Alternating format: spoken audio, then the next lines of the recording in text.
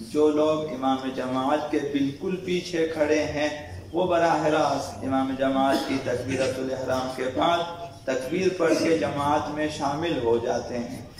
اب اس کے بعد دائیں طرف بھی لوگ تکبیر پڑھتے ہوئے شامل ہوتے جائیں گے، بائیں طرف کے لوگ بھی تکبیر پڑھتے ہوئے جماعت میں شامل ہوتے جائیں گے، اور پیچھے بھی اسی طرح سے ہیں کہ اب تین طرف سے لوگ جماعت کے ساتھ ملتے جائیں گے، تکبیر پڑھتے جائیں گے، اور اس طرح سے صرف یہ دقت کرنی ہے کہ آپ سے پہلے جو شخص یا دائیں طرف متصل یا بائیں یا پیچھے آپ سے پہلے والا شخص جماعت میں شامل ہو چکا ہو، تو تب اس کے توسط سے آپ شامل ہو سکتے ہیں۔ تو اگر آپ دوسری صف میں ہیں، پہلی صف والے ابھی تک جماعت میں شامل نہیں ہوئے تو آپ تکبیر نہ کہیں۔ اگر آپ دائیں طرف سے امام جماعت سے متصل ہیں تو آپ کے جو ہے دائیں طرف صف میں جو بیٹھا ہے، جو امام جماعت کی طرف سے جو ہے دائیں طرف کو ہیں، وہ اگر جماعت میں شامل نہ ہوا تو آپ اس وقت تک انتظار کریں کہ وہ جماعت میں شامل ہو جائیں، تکبیر پڑھ کے پھر آپ شامل ہو جائیں۔ یہ بات اتنی سی ہے، کوئی مشکل بات ہے نہیں ہے۔ آپ نے دیکھنا ہے کہ میں کس کے توسط سے جماعت کے ساتھ متصل ہو رہا ہوں۔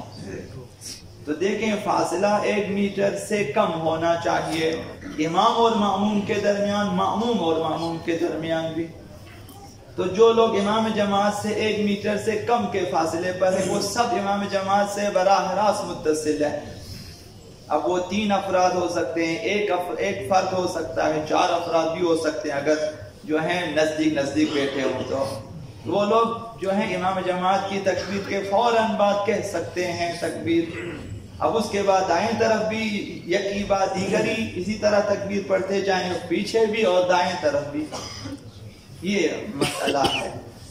اگر آپ نے دیکھا کہ آپ کے سامنے سے بھی آپ متصل نہیں ہے، یعنی آپ کے سامنے جو بیٹھا ہوا ابھی تک جماعت میں شریک نہیں ہوا، یا آپ سے پہلے جو دائیں طرف یا بائیں طرف جو ہیں جماعت کے وہ شامل نہیں ہوا، تو آپ تکبیر نہ کہیں، انتظار کریں کہ وہ بھی شامل ہے، پھر آپ تو یکی بعد دیگری شامل ہونا چاہیے، متصل ہوتے جائیں گے یکی بعد دیگری۔ تو آج کا مسئلہ بھی مہم ہے جو عرض کرنا چاہوں گا، وہ امام جماعت سے پہلے رکوع میں جانے کا مسئلہ ہے، جو کہ صحیح نہیں ہے۔ جان بوجھ کر امام جماعت سے پہلے رکوع میں جانا حرام ہے۔ اگر حرام کی عظمت کو سمجھتا ہو کہ فعل حرام ہے، یہ جان بوجھ کر جانے میں یہ خطرہ ہے کہ اگر جان بوجھ کر گیا، اول تو فعل حرام انجام دیا، دوسرا وہ دوبارہ جماعت میں نہیں آ سکتا ہے اسی نماز میں، اب وہ فرادہ ہو جاتا ہے، اس کی نماز فرادہ ہو جاتی ہے، اب وہ جماعت سے کٹ جاتا ہے۔ اب اس کے بعد اگر اس نے فرادہ کے وظیفے پر عمل کیا، یعنی اپنی نماز کو جو ہے اپنے طور پر پورا کیا، تو نماز صحیح ہوگی، جماعت باطل۔ لیکن اگر پھر بھی جماعت کے ساتھ ساتھ پڑھنا چاہا تو جماعت بھی اور نماز دونوں باطل ہو۔ لہذا یہ کہ مسئلہ عرض کر دیتا ہوں کہ جان بوجھ کر امام سے پہلے رکوع میں جائے، یہ کام انجام دے، اس طرح سے کہ متابعت امام، اقتداء امام، متابعت امام صدق نہ کرے، دیکھنے والے کو یہ اندازہ ہو کہ یہ جماعت کے ساتھ نہیں جا رہا، تو پھر احتیاط واجب کی بنا پر اس کی جماعت باطل ہو جائے گی، یعنی وہ شخص جماعت سے خارج ہے، نماز جماعت میں شامل نہیں ہے، صرف نماز میں ہے، وہ جماعت نہیں ہے،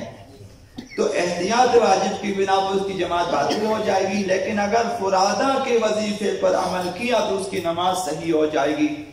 اب اگر جماعت کے درمیان میں بیٹھے ہیں یا پہلی صف کے دائیں یا بائیں بیٹھے ہیں اور وہ جان بوجھ کر اگر امام سے پہلے رکوع میں جاتا ہے تو اس کی نماز فرادہ ہو جائے گی، تو اس کے بعد جتنے افراد بیٹھے ہیں اس کو سوچنا چاہیے کہ بھائی اس طرف والے کی نماز تو فرادہ ہو گئی ہے، تو وہ بھی جماعت سے کٹ جائیں گے، انہیں بھی اپنی نماز فرادہ طور پر ادا کرنی چاہیے۔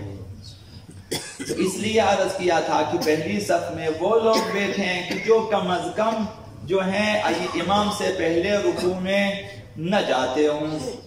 امام سے پہلے رکوع سے نہ اٹھتے ہوں، امام سے پہلے سجدے میں نہ جاتے ہوں، امام جماعت سے پہلے سجدے سے سر نہیں اٹھاتے ہوں،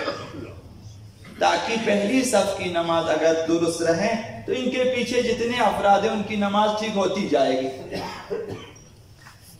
اگر یہ جان بوجھ کر اگر امام سے پہلے گیا، گناہ بھی کیا، نماز بھی فرادہ ہو جائے گی، اگر پھر بھی جماعت کے ساتھ رہا تو نماز بھی باطل ہو جائے گی۔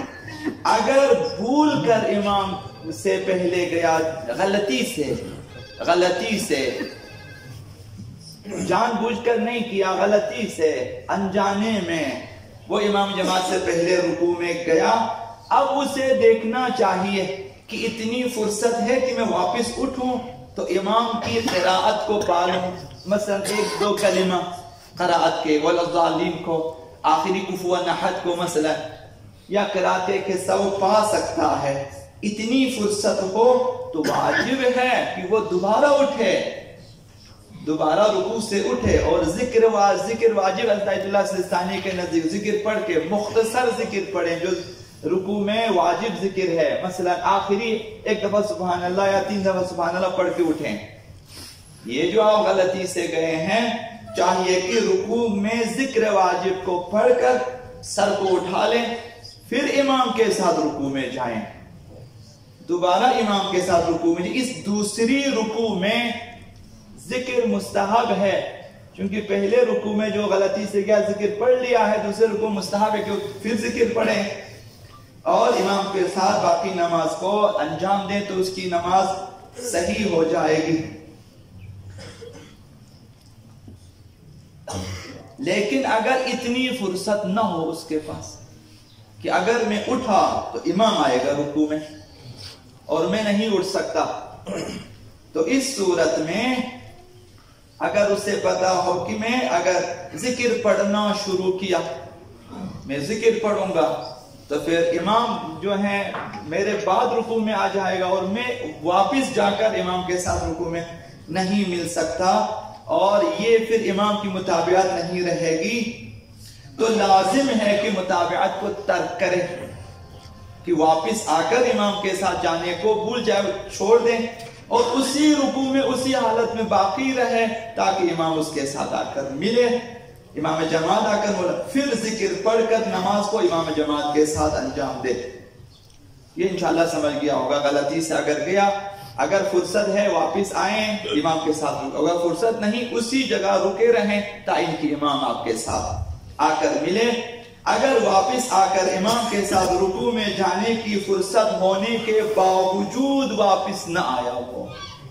غلطی سے گیا تھا، فرصت بھی موجود تھی اور وہ واپس نہیں آیا، تو احتیاط واجب کی بنا پر اس کی جماعت صحیح نہیں ہے، یعنی جماعت سے وہ کٹ گیا اور اس کی نماز ہوگی فرادہ۔ اس کا مطلب یہ ہے کہ اس کی نماز فرادہ ہو جائے گی۔ جب اس کی نماز فرادہ ہو جائے گی، یعنی اس کی اپنی واحد نماز ہے، اس کی اپنی جماعت کے ساتھ نہیں ہے، تو جو نمازی اس کے توسط سے امام سے متصل ہے وہ بھی جماعت سے کٹ جائیں گے،